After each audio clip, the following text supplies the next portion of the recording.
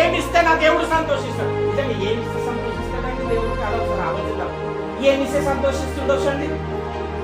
100 రూపాయలు ఇస్తేనా, 1,00,000 రూపాయలు ఇస్తేనా, బంగారమా, వజ్రాల, వైడూర్యాలా, ఏమి ఇవ్వాలా? ఏమి ఇస్తే నా దేవుడు సంతోషిస్తాడు. దేవుని నామానికి స్తోత్రం. హల్లెలూయా. ఏమిచ్చి ఏమిచ్చి ఏమిచ్చి దర్శించాలా? నేనేమిచ్చి దర్శించాలి నా ప్రభువుని అంటే ఆయన ఏం చెప్తుందంటే అపోస్తలుల కార్యం 17వ అధ్యాయం 25వ వచనం. ఆయన ఏమంటుండో చూద్దాం ఒకసారి. ఆయన అందరికి జీవమును ఊపిరిని సమస్తమును దయచేయువాడై ఉన్నాడు గనుక తనకు ఏదైనాను కొదువై ఉన్నట్టు, నాకేదో కొదువై ఉన్నట్టు మనుషుల చేతుల్లో నేను నీ చేతులతో సేవింపబడువాడను గాను. ఏమేమో ఇవ్వాలని ఈయన అనుకుంటే దేవుడు చెప్తా ఉన్నాడు, నీ చేతులతో ఇస్తే నేను నీ చేతులతో తీసుకొని సేవింపబడువాడను గాను.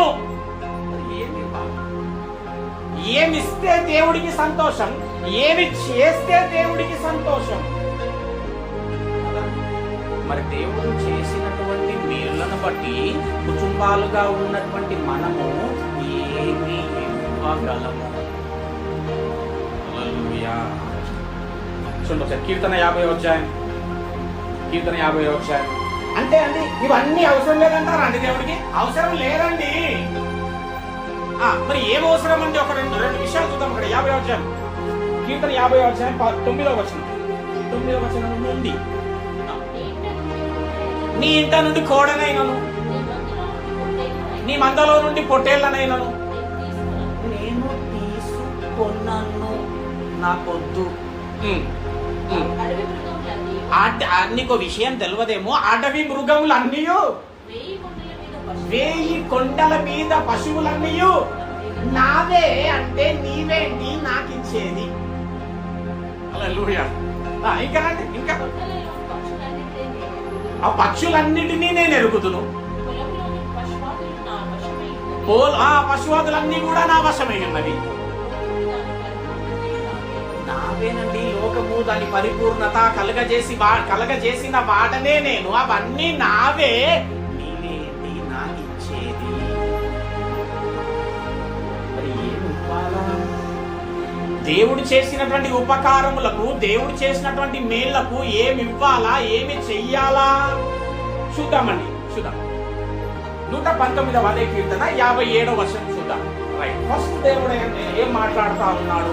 అనేకమైనటువంటి మేళ్లు పొందుతున్నావు బిడ్డ, నేను జీవమును ఊపిరిని కూడా నేనే ఇస్తున్నా, సమస్తము దయచేసిన వాడను నేను.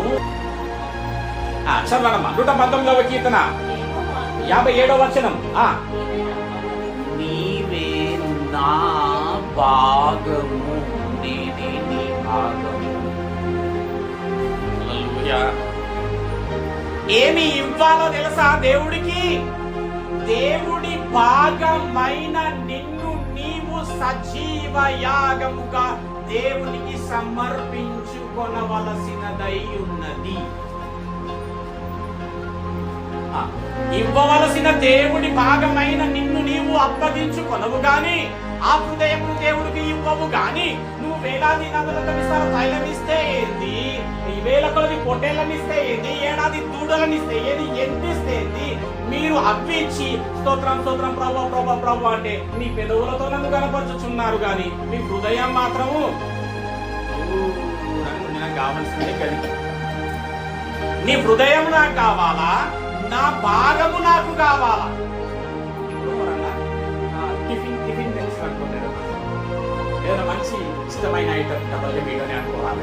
నాకు ఇష్టం కాబట్టి డబల్ మీట్ తెచ్చి మీ ఇంటికి ఇంత బాక్స్ తెచ్చి ఇచ్చి వెళ్ళిపోయినాక ఆ టిఫిన్ మళ్ళీ తీయడానికి ప్రయత్నం చేస్తావు కదా.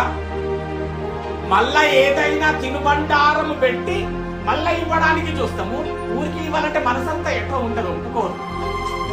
కొంచెం ఇబ్బందికరంగా ఉంటుంది ఖాళీగా బాక్స్ ఇవ్వాలనేసి. అంటే నేను ఏదైతే నీకు తినుబండారం ఇస్తాను, నువ్వు కూడా అది ఇవ్వడానికే నువ్వు మళ్ళా ప్రయత్నం చేస్తావు. ఎట్లానో దేవుడి ఇచ్చిన ఆయన భాగమైన నీవు, సమస్త మేళ్ల చేత నింపిన తన భాగమైన నీ జీవితాన్ని మళ్ళీ నిన్ను నీవుగా దేవునికి అనుభవించుకోవాలి.